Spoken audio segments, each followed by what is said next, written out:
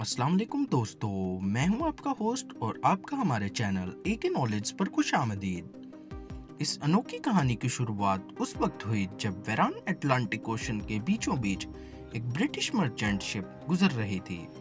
इसके कैप्टन का ध्यान बहुत दूर खड़ी एक शिप पर गया जो आगे बढ़ ही नहीं रही थी और ना ही उनके सिग्नल्स का कोई जवाब दे रही थी।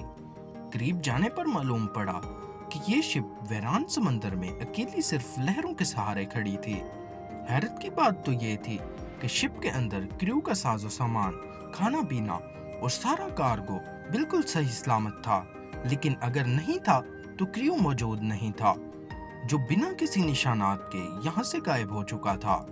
ये है मैरी क्लिस्ट की वो दास्तान जिसने पिछले 150 सालों से हिस्टोरियंस को परेशान कर रखा है। वो राज जिसे समंदर के अलावा कोई नहीं जानता।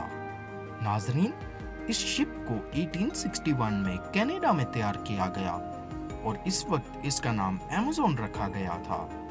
अपने शुरुआत के कई सफरों में ये छोटे मोटे हादसात का शिकार होती थी। यही वजह है कि ये शिप हादसात के बारे में काफी मशहूर थी, लेकिन अभी तक इसने कोई बड़ा हादसा फेस नहीं किया था। अपनी ओनरशिप बदलते बदलते जब ये कैप्टन बेंजामिन ब्रिग्स के पास आई तब इसका नाम मैरी क्लिस्ट रख दिया गया।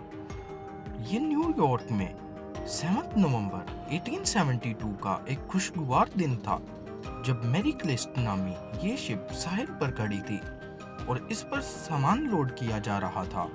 मैरी क्लिस्ट में अल्कोहल के 1700 बैरल्स लोड किए गए जो कि पीने वाले नहीं बल्कि इंडस्ट्रियल यूज का अल्कोहल होता है।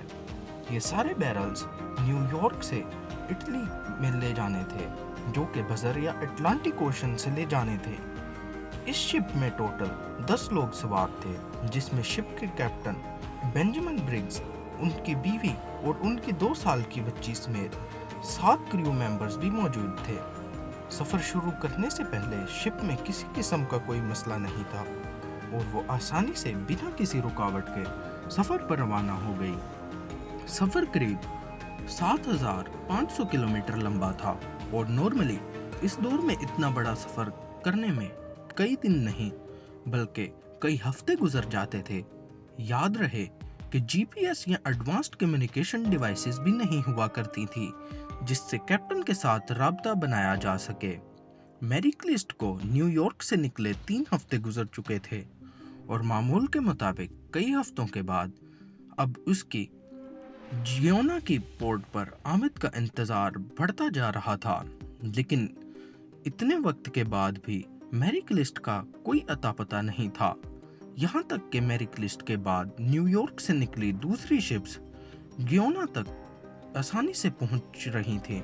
अब परेशानी बढ़ती जा रही थी कि आखिर मैरी क्लिस्ट इतने हफ्तों के बाद अभी तक पहुंची क्यों नहीं। मैरी क्लिस्ट के रवाना होने के 10 दिन बाद एक और ब्रिटिश शिप को भी न्यूयॉर्क से निकलकर इसी रूट से होते हुए कहीं और जाना था। ये शिप ब्रिटिश मर्चेंट शिप थी जो कि कई हफ्तों के बाद 4 दिसंबर 1872 को एसरोप आइसलैंड के करीब पहुंची थी। ये समंदर का वो हिस्सा है जहां नीले रंग का आसमान और समंदर के अलावा कुछ और नहीं दिखाई देता। वहां शिप के कैप्टन को बहुत दूर समंदर में एक शिप खड़ी दिखाई दी।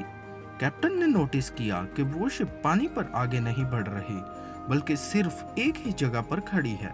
समंदर के इस हिस्सा में ऐसा मंजर देखकर कैप्टन को शक हुआ और उसने उसे दूर से ही सिग्नल्स भेजे, लेकिन जब आगे से कोई रिप्लाई नहीं आया तो कैप्टन ने उसके करीब जाने का फैसला किया। तो नाजरीन, ये थी आज की वीडियो। उम्मीद करता हूँ कि आपको ये अच्छी लगी होगी। वीडियो का नेक्स्ट पार्ट देखने के लिए हमारे चैनल को विजिट करें और सब्सक्राइब करें। मिलते हैं अगली वीडियो तक, तब तक के लिए अल्लाह हाफिज।